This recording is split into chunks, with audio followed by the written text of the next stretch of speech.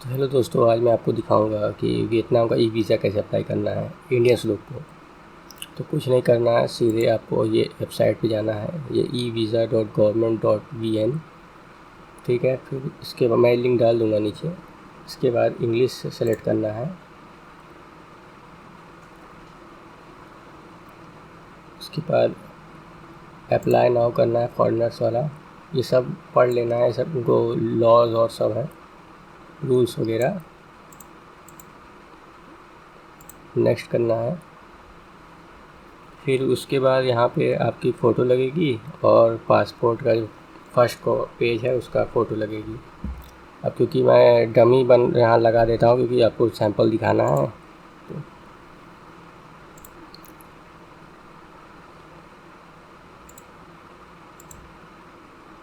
तो ये सैंपल है, मैंने लगा दिया, जो कि मिस्टर बीन भाई हैं, उनका लगा दिया।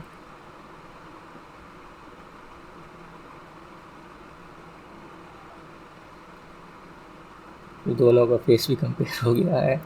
ठीक है, और यहाँ सर नेम आ गया है। अब इसका फर्स्ट नेम आप अपना डाल दीजिए और यहाँ लास्ट नेम। तो इसका फर्स्ट नेम है भाई मिस्टर, तो मिस्टर डाल देते हैं।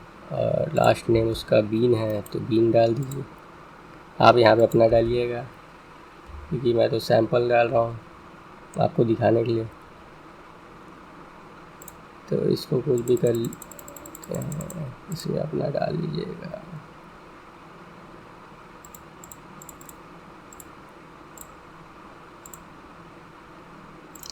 बारह 10/1995। उसके बाद नेशनैलिटी इंडिया का है तो इंडिया डाल देते हैं। यहाँ पे रेड नहीं है, मतलब ज़रूरी नहीं है डालने के लिए, तो इसको छोड़ दीजिएगा। जब ईमेल डाल देते हैं, जो आपका ईमेल वही डालिएगा।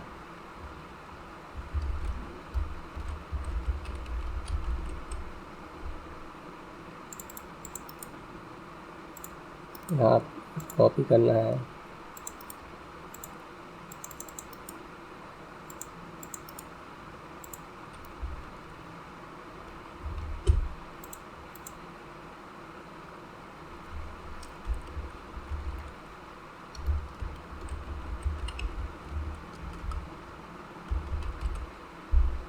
अब रिलीजन जो है वो जो आपका हो वो डाल दीजिएगा।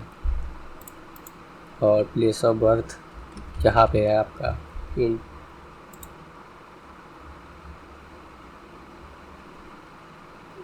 इसको ध्यान से पढ़ लीजिएगा। Have you ever used any other, no कर दीजिए। नेशनैलिटी नो, इसमें भी नो ही रहेगा 99% लोग का। तो अब यहाँ सिंगल एंट्री और मल्टीपल एंट्री। सिंगल एंट्री मतलब आप सिर्फ एक ही बार एंटर कर सकते हैं, और एग्ज़िट कर देंगे तो आप दोबारा एंटर नहीं कर पाएंगे। ये जो है $25 का है। और मल्टीपल एंट्री मतलब आप कई बार एंटर कर सकते हैं एग्ज़िट के बाद फिर से, और ये $50 का पड़ता है। तो मेरे ख्याल से सब सिंगल एंट्री ही करते हैं। तो अब इसमें भी रेड नहीं है, इसका मतलब ये इम्पोर्टेंट नहीं है, पर आप फिर भी अपने में कर सकते हैं जो भी आपके पास पासपोर्ट में से। यूनाइटेड किंगडम का है तो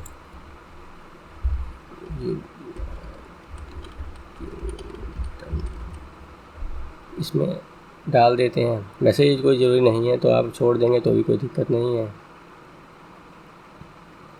अब आप ये मल्टीपल नेशनैलिटीज़ है और सब है, ये सब तो वो करना ही है।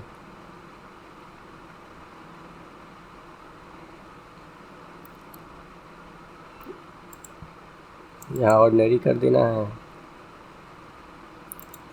अब ये जब भी आपका पासपोर्ट इशू हुआ होगा तब आप उसका डाल दीजिए।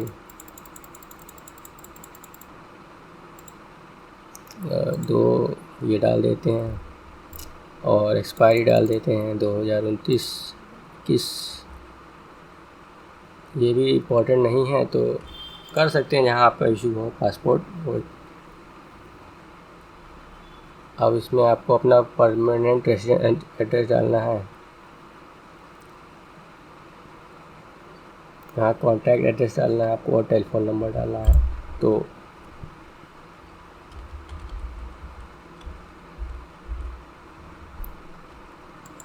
कॉन्टैक्ट एड्रेस आप अपना डाल दीजिए।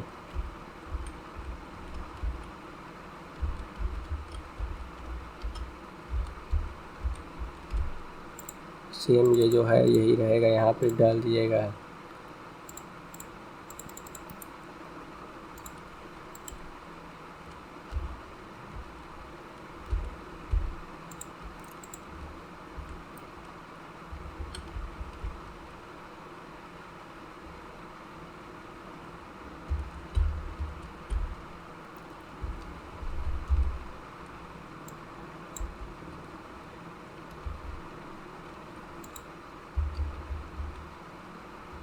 और ये इमरजेंसी कॉन्टैक्ट, इसमें आप अपने दोस्त या कोई पेरेंट्स या और कोई हो फैमिली मेम्बर उसका डाल दीजिएगा।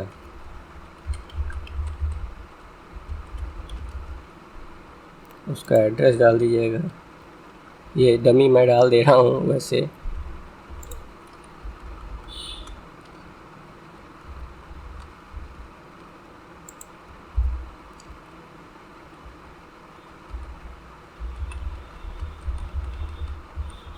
ये पे टेलीफोन नंबर भी डाल दीजिएगा उसका जिसका आप यहाँ डाल रहे हैं, और रिलेशनशिप में डाल दीजिए जो आपका हो।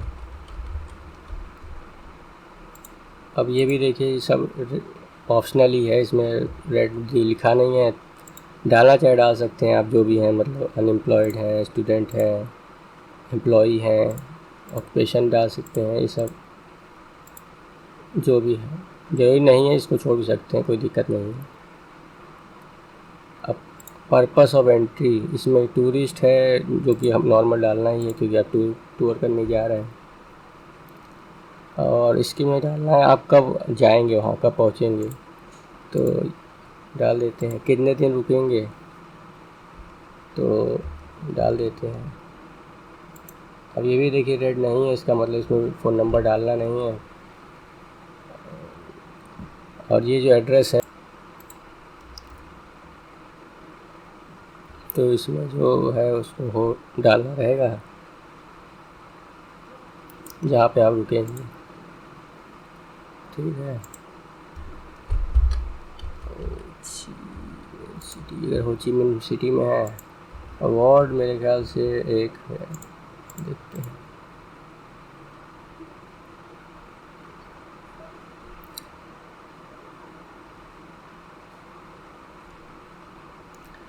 जहाँ वो होटल रहेगा उसी हिसाब से आप वार्ड अपना चुन लीजिएगा।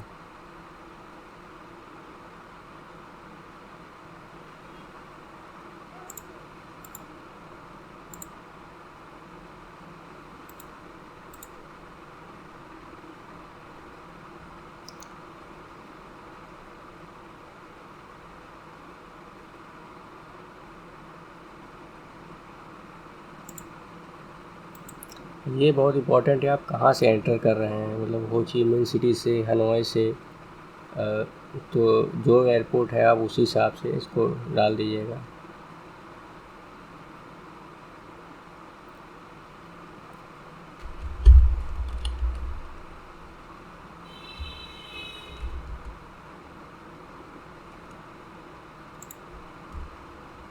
जैसे मैं हो ची मिन डाल दे रहा हूँ क्योंकि नॉर्मली वहीं से लोग यहाँ इंडिया से जाते हैं वहाँ पहले। और एग्ज़िट भी आप वही अगर जा रहे हैं वहीं से एग्ज़िट करेंगे तो वही डालिएगा, नहीं तो हनोई डालेंगे अगर हनोई से जा रहे हैं तो।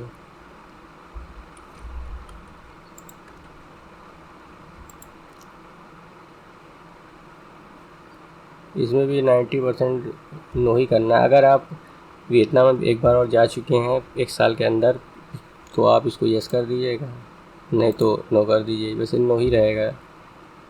उसके बाद ये भी इम्पोर्टेंट नहीं है, फिर भी आप कर सकते हैं, मतलब जैसे आप कितना खर्चा करना चाह रहे हैं।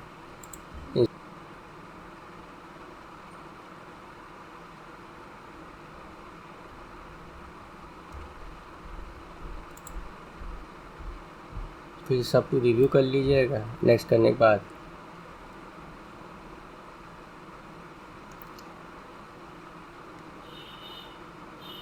ये सब डमी मैंने डाला है, आप लोग अपना हिसाब से डालिएगा जो आपका हो।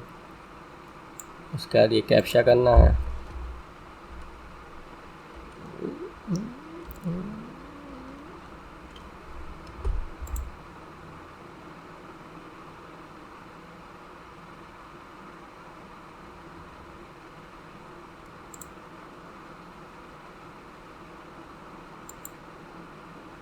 उसके बाद पेमेंट वाले में जाना है। देखिए सिंगल एंट्री जैसे मैंने बोला था $25 का है, तो